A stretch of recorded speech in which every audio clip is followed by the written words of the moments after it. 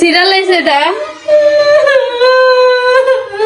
থাক টাকা দাও তোমার টাকা কোথায়? তো পকেটে টাকা দাও, টাকা দাও। আয়েশের জন্য একটা টুপি আনছি, কিন্তু আয়েশ একটুও পড়তেছে না এই টুপিটা। আয়েশ এটা পরে থাক, অনেক সুন্দর দেখা যায়। কি দেখা যাচ্ছে তোমাকে অনেক।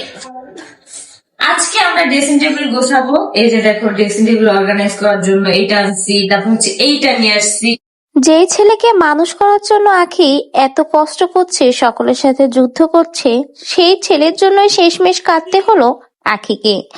আখির ছেলে আয়েশ বাবু এখন কিন্তু প্রায় অনেকটা বড় হয়ে গেছে, তার 1 বছর পূর্ণ হয়েছে। এখন সে অনেক কিছু বোঝে এবং পারে, এই জন্য তো সে দুষ্টুমিটাও খুব ভালোভাবেই শিখে নিয়েছে। আর দুষ্টুমি করে মায়ের জিনিসপত্র, খালামনের জিনিসপত্র সব ভেঙে চুরে আর রাখে না। তাই তো মনের কষ্টে এবার কান্না করছে আখি। রিসেন্টলি দেখা গেছে আখির কিছু জিনিস আয়েশ বাবু ভেঙে ফেলেছে, আর সেটা নিয়েই সোশ্যাল মিডিয়াতে মা আর ছেলের কান্নাকাটি বেঁধে গেছে। আখি কান্না করছে এবং তার ছেলেকে বলছে তার জিনিস ভাঙার জন্য টাকা দিতে। ভাবা যায় ছোট্ট ছেলের কাছ থেকেও টাকা নিচ্ছে আখি। সোশ্যাল মিডিয়াতে মা আর ছেলের এই সুন্দর মুহূর্তের ভিডিও দেখে সকলেই বলছে মাশাআল্লাহ, আয়েশ বাবু তো অনেক বড় হয়ে গেছে, দুষ্টু হয়ে গেছে। মা আর খালামনের জিনিসপত্র কিভাবে ভাঙচুর করতে হবে সেটা তো ঠিক বুঝে গেছে। এছাড়াও আয়েশ বাবু কিন্তু অনেক বুদ্ধিমান হয়েছে। তার মা নিজেই বলেছে আয়েশ বাবু এখন অনেক বোঝে। এইটুকু বয়সের বাচ্চারা যা বোঝে না সেটা কিন্তু আয়েশ বাবু বোঝে। আয়েশ বাবু অনেকটাই অ্যাক্টিভ বাচ্চা।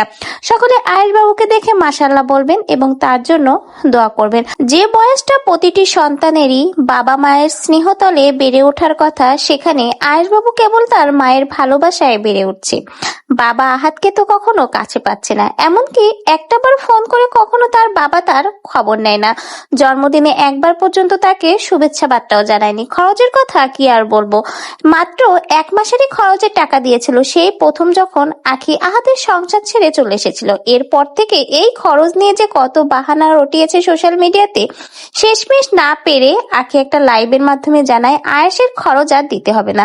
ছেলের খরচ মাফ করে দেওয়ার পরেও একটাবার কখনো ছেলেকে ফোন দিয়ে খোঁজ খবর নেয় না। এছাড়া ছেলের যে কিছু দায়িত্ব আছে বাবা হিসেবে, সেটাও তো আহাত কখনোই পালন করে না। এই জন্য হয়তো আয়েশ বাবু তার বাবার চেহারাটাও ভুলতে বসেছে। একটাবার কখনো এসে দেখা করে না, মাঝে মধ্যে আগে ফোন দিত, বর্তমানে সেটাও নাকি বন্ধ করে দিয়েছে। এতে করে আয়েশ বাবু তো তার বাবার চেহারাটা ভুলেই যাবে। বড় হওয়ার সাথে সাথে আয়েশ বাবু কিন্তু তার মাকেই বেশি চিনছে আর ভুলে যাচ্ছে তার বাবাকে। তো সোশ্যাল মিডিয়াতে আখিয়া এবং তার ছেলের এই সুন্দর মুহূর্তের ভিডিও সম্পর্কে আপনার কি কোনো মন্তব্য রয়েছে? থাকলে আমাদের কমেন্ট বক্সে আপনার এই মূল্যবান মন্তব্য জানিয়ে যেতে পারেন।